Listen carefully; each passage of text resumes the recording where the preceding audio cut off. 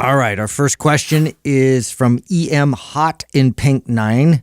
How do men get jacked in prison if they're not eating in a calorie surplus? Well, okay, so first off, obviously to build muscle, you have to be in at least somewhat of a surplus. So that's not entirely correct, but I do get a lot of questions about this. Is like, some prisons don't even have equipment. They're eating, top ramen and tuna fish. Like, how are they able to build so much muscle and whatever? And the number one reason is frequency, and the second reason is consistency. They work out often, and they work out a lot. That's not it either. There's also still this misconception of what jacked is. And we've talked about this on the show. Mm-hmm. All of us have talked about when I got lean, or when any of us got really lean, I got more jacked. You look huge compliments than ever. So when you lean somebody out, even somebody who doesn't work out has got muscle. They have shoulders, they've got pecs, they've got a back, they got legs. Definitely got a six-pack. Yeah, they've got they have those muscles. If you peel down all the body fat, they look jacked. Mm-hmm. They'll look like they built a bunch of muscle. So there's a couple things going on here. So it isn't always, you rarely see a guy go into prison, okay, at 185 and he comes out at 215 and jacked. Mm-hmm. And that's also to say too, I bet some of them get stuff. Yeah, because they found ways to get all other drugs. I wouldn't be surprised if they found ways to get D-ball and inside there. Yeah, for getting things on the outside. But I think it's probably even shifted. I think that might have been the case, like a decade or so back when they didn't they allow like weights and they were able to actually have actual plates and everything. Yeah. But they removed that from a lot of the prisons. Not even all of them, though. Just California. Yeah, I was going to say, not all prisons are like that. One of the biggest, I think, stupidest things they ever did. I think exercise is a great way to reduce depression, anxiety, of course, improve good mood. It's a very positive way to build self-esteem, give you a little bit of purpose, and it's an effective tool to take away if somebody messes up. So I think that was very dumb. But here's the thing. So I had a couple people work for me in the past who served some time, and we actually talked about this, and they said, you work out all day. Like you wake up in the morning and you do push-ups, pull-ups, sit-ups. It's like self-preservation too. There's extra motivation there. It's like you break up your day with like 3 different workouts. It's not like they go and work out for an hour, 3 days a week. What else are you going to do? And literally, one of my employees told me this. He goes, you work out and you read, or you lose your mind. So what I did all day was I worked out 3 times a day, and I read all the time. I read more books in prison than I'll ever read in the rest of my life. Yeah. But that frequency and that frequent practice and that consistency, especially when you're dogged about it, right? It's like, I'm in here for 5 years. Every day looks exactly the same. What am I going to do?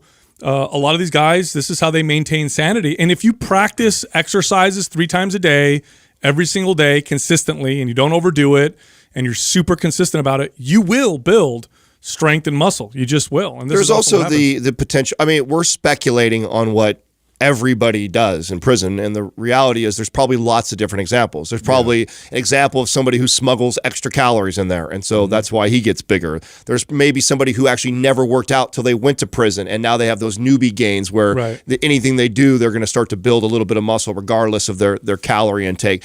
So, or there's the guy who is doing 3 days a week, or 3 days, or 3 times a day. 3 times a day, every day training, so his frequency is up there. So there's lots of reasons why this could be. So, and then there's the other one where they could be getting drugs too. There's a very good chance that some of them are taking steroids in there. So, if you'd have to give me the exact person and then me be able to assess what I think from that. So all those though are major factors. I mean, all those things can result in someone building an incredible physique. I don't think it's a one size fits all, like, oh, this is what they're all doing in prison. It's like, well, there's probably this potentially going on. This could potentially be going on. And how do you know they're not smuggling more food too? That's what I said. Up? Yeah, exactly. Yeah, I said that as a possible variable. Like, you better believe some people are getting calories. Sometimes they trade it. Yeah. So they'll play games, and then cigarettes or packets of tuna can be really, really popular in prison. Protein so to powder. say they're not getting a surplus is kind of like, it's just, and I would make the argument that most of these, the guys that we're talking about and or girls that get jacked,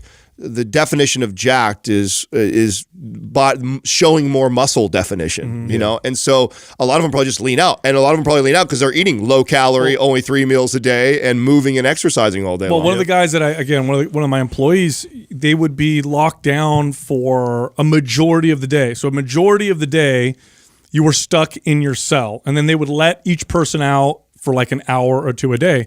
And literally that's what he said. He goes, the way you keep your sanity is you break up your day with exercises. And I'm like, in your cell? And he goes, oh yeah, you do pull-ups on the top bunk. Handstand push-ups. You do push-ups, you do handstand push-ups, you do sit-ups, you do lunges. He's like, you do all kinds of, creative exercises just to kind of maintain your sanity. And you get really good at doing. You ever seen barmen? You ever seen guys that are really good on bars? Oh yeah. Okay, some of these guys in prison on bars are like gymnasts because for years, this is what they practice every single day, and they develop tremendous skill. I feel like what prompted this question is the episode that we did not that long ago, because we got some stuff on YouTube where a couple people that saw the clip started debating. Practicing push-ups? No. We talked about how you don't, in order to build muscle, you need to be in a calorie surplus. Oh, I see. And we got debate on YouTube a little bit from it. So I think I feel like that's where this is coming from, because that was just recently, like a week ago.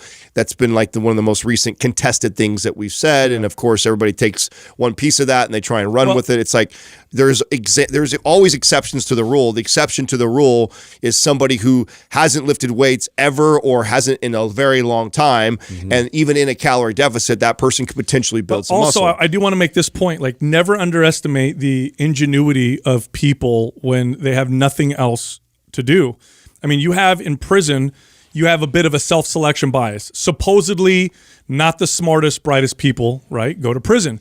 And yet, if you ever learn about the economics and the ingenuity, the communication that they in have. prison, it would blow your damn mind. I mean, they have ways of communicating through the toilets where they can go through the pipes, where they can make their own alcohol. They make tattoo guns. They can make all kinds of different devices and ways to listen and communicate with each other and ways to smuggle things. And they make up their own languages so you can write in code and do stuff. Now, why? They're locked in a cell. They have nothing else to do, and so they're just disciplined. Focus on something else. Yeah. So imagine that with exercise or learning. You know how many people go to prison, come out with a degree or even a master's degree because they had nothing else. I've read stories of people who actually built their cases and then defended themselves or appealed their cases themselves. Right. And they became lawyers. Taught themselves law. Yeah. So never underestimate like what people are capable of when they have no other choice.